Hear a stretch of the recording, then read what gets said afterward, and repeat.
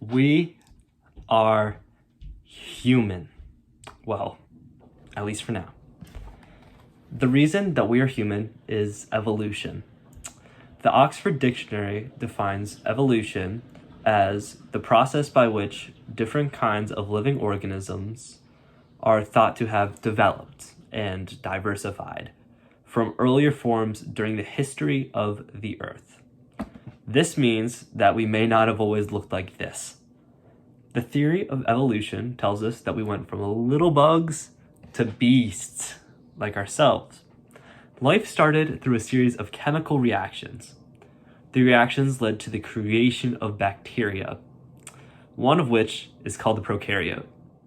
See this little guy? This is a prokaryote. Prokaryotes are incredibly small. They're the size of a fraction of a current human cell. Believe it or not, our ancestors used to look like this around 2,125 million years ago. Prokaryotes survived by feeding on chemicals at the bottom of the ocean. All they did was eat and multiply. Over time, we evolved into our current forms. We cannot live as prokaryotes, so we evolved. We adapted to our environments. We did this through something called natural selection. A man named Charles Darwin developed this idea. National Geographic describes natural selection as the process through which populations of living organisms adapt and change. All creation has different variations. You will never see two creatures that are 100% the same. There will always be at least a little difference between them.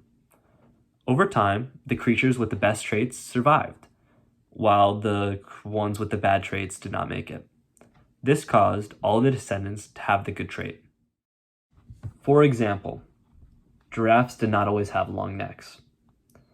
The giraffes with longer necks were able to get to the food higher up on trees, and the giraffes with the shorter necks could not reach. This caused all the taller giraffes to get the food, while the smaller giraffes starved and eventually went extinct. Over time, only the giraffes with the longest necks survived, causing all the giraffe descendants to have very long necks. Go forward a couple million years, and all of the giraffes look like this. This same process happened to us.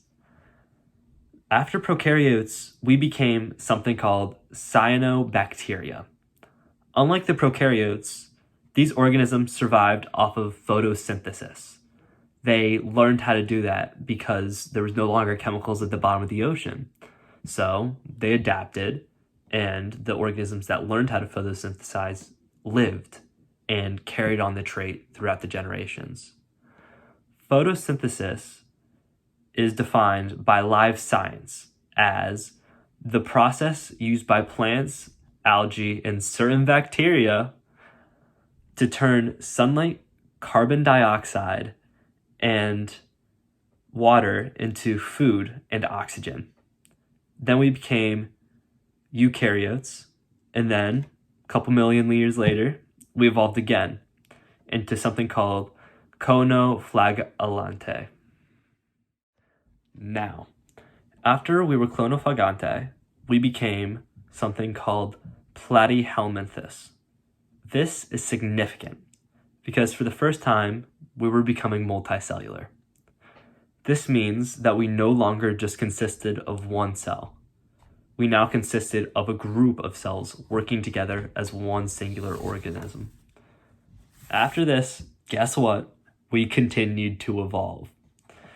After this, we became Pichia, then Hycoichthys, and then Agnatha. At this point, we were starting to become very advanced. We had organs. We even started to develop eyes, mouths, and some of the organs we have today.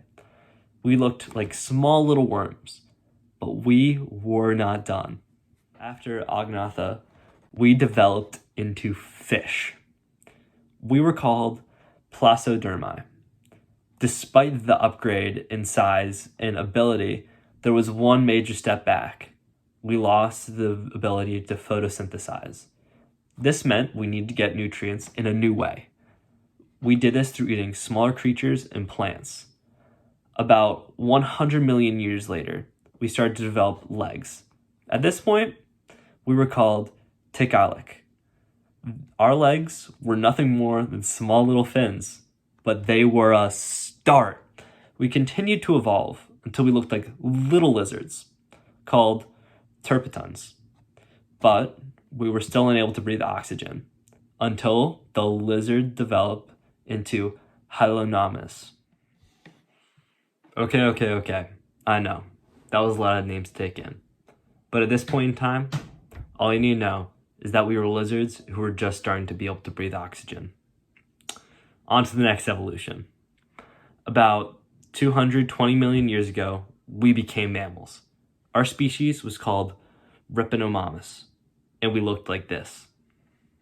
Evolution continued, and we became monkey-like creatures called Ardipithecus.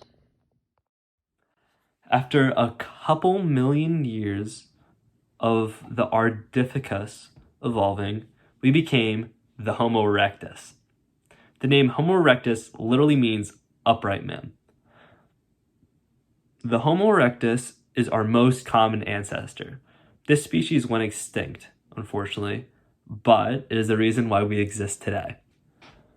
Finally, we became humans. The human race is the most advanced species of all time. BBC believes that humans are the most advanced because of energy. They say that because, unlike virtually every other creature on Earth, we, human beings, do much more with energy than just power our metabolism. No organism in the very long history of our world has ever been able to industrialize. Some creatures have been able to use tools, but never at the human being's level. Virginia Morell from science.org explains how crows use tools. She says that crows, without any training, 78% spontaneously picked up sticks placed in their enclosures and used them to extract food from crevices and pieces of wood. This is extremely impressive for an animal, but is nothing compared to what people have created. We use tools such as drills, motherboards, and our brains to build our dreams. We can create technology and cure diseases that no other animal can dream of. Who knows what our descendants will look like? One thing is definite. We will not look like this.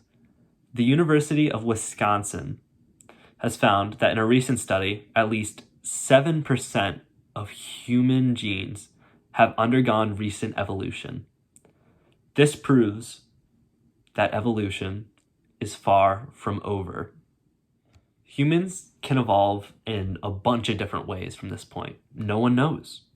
Some people believe that because of our easier living conditions, that we will no longer need to evolve in a positive way.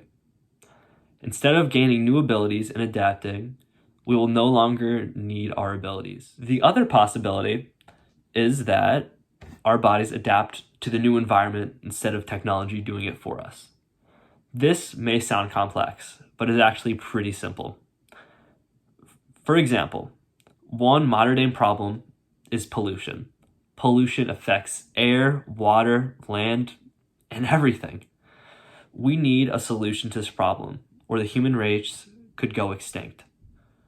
We can either find a way to stop pollution, or our bodies can adapt to it. One way our body can adapt is by allowing us to breathe in the pollution in the air.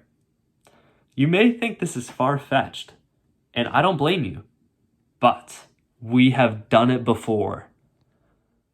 Evolution can't happen on command. We can't clap our hands and grow gills. That's unrealistic. Evolution takes a large amount of time to occur. At this point in time, no one knows what we will look like in a couple million years. We may be advanced or we may be weak. We won't know until we get there. In the meantime, we can prepare for our future by understanding the past of our species. Our history is extremely complex, but it's worth understanding.